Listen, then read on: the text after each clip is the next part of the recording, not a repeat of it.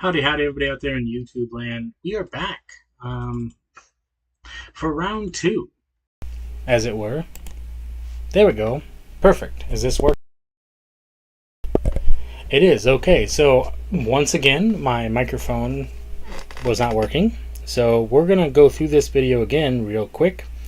But we're going to cut out the meat. This has to be the most entertaining. No, thank you.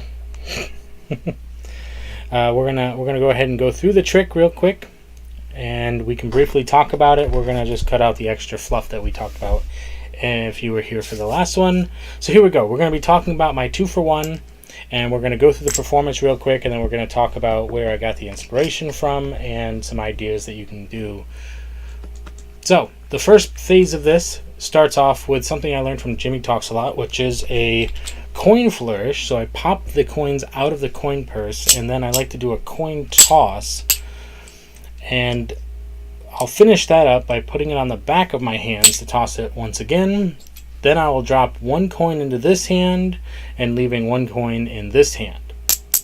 So I want to set up the premise of this trick, letting them know that I have 2 coins, and we're going to go into a coins across idea as we switch them from here to here. Now we're going to take this one here, and we're just going to make it look like it disappears but reappears down in this hand. Then by dropping it from hand to hand, we can actually make it look like they switch places. You can even take this one here and wipe away to make it change color again. Dropping it from here to here, let's take a look at it up here in the light. Whew, dropped it, but that's okay. We did in fact catch it. We've got the pink one here, and we make it gold over here. That was a little sloppy, but we'll talk about that in a second.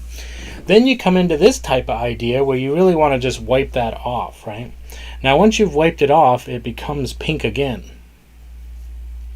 Beautiful. But that just leaves us, of course, with the 2 coins. Perfect. Let's go through that real quick, and we'll talk about where we get that. So the first part was Jimmy Talks a Lot, coin flourish idea. There's some other things, but that's the meat and potatoes of that. Then you go into the next part, which is Rick Holcomb. I learned all of it from Rick Holcomb for the most part. These are the moves, right? You're going to drop one into the hand, going into a type of edge grip here. And then you're going to take this coin here, which is going to hide the fact that you've got that there, leaving this hand kind of bereft for a second, right? Because it's empty. But you got to sell the fact that this is here, and you can create some distance if you had had more space. But I'm like stuck in the confines of the camera. So when you move this up here, at the same time, you're going to execute a switch. So they're going to be looking at this hand. I actually like to, on camera, what I should do, and I have done this in the past, is I like to bring this hand forward and then show that it's actually changed back here. And that looks a little bit better on camera. Then you can drop it into this hand. Now if I were wearing my rings, then you get this moment where when you drop it, you can just pretend like the ring, if you clip, that's what's happening there. So as you're switching them in the hands for the first one, it's just a solid drop, right? You're just dropping from one hand to the other. The second switch is going to be at your fingertips. As you're rotating the coin over, you're simply going to slide the other one down into the hand. Now at the same time, you're going to do 2 things. You're going to go into JW grip and pop this up at your fingertips here, so that when you come over, you can execute a change by wiping that off. Now you're kind of in a similar situation to where you started, where both coins are in the same hand. So you're going to drop this coin into your palm at the same time that you're going to release this coin to execute a change. Now it gives you this moment because you want to break the narrative, right? You've told them you have 2 coins, but you want to control where their eyes go. So you want to bring this one back up here so they're looking here.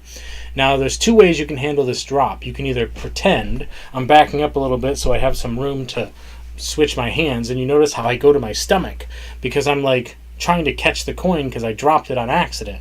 Or you could just execute a perfect execution out here in front of you. However your style goes. If you want more skill, you're dropping it, changing it here, whatever you want to do.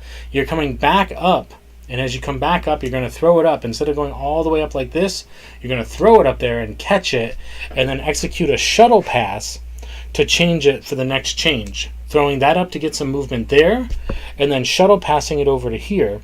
Now you're going to go into a hand washing moment, which is going to put both coins in the same hand.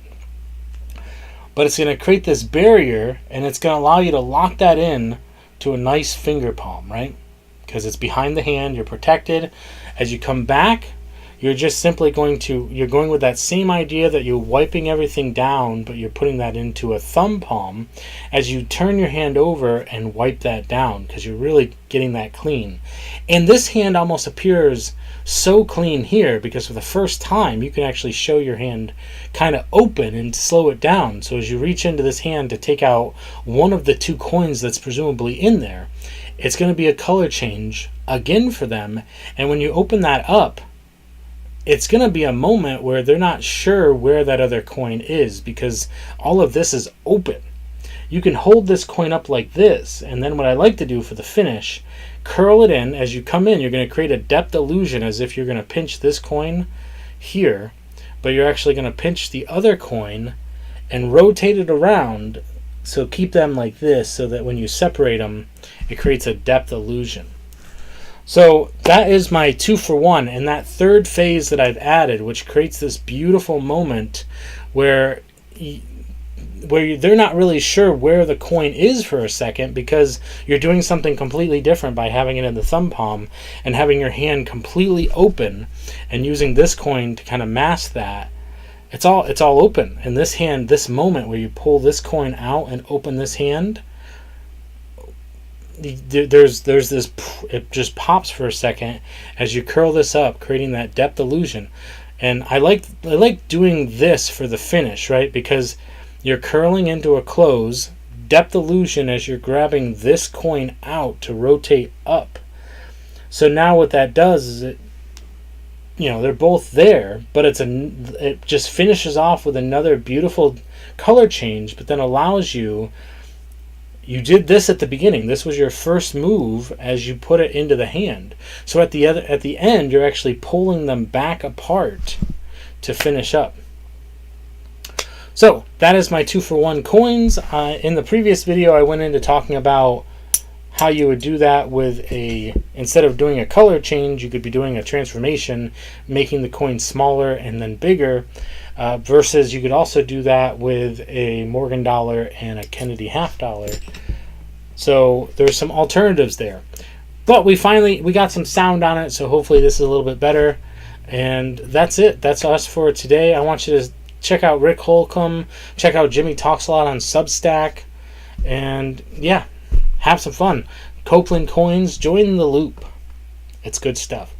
Thank you, everybody. And remember, stay positive, stay active, and stay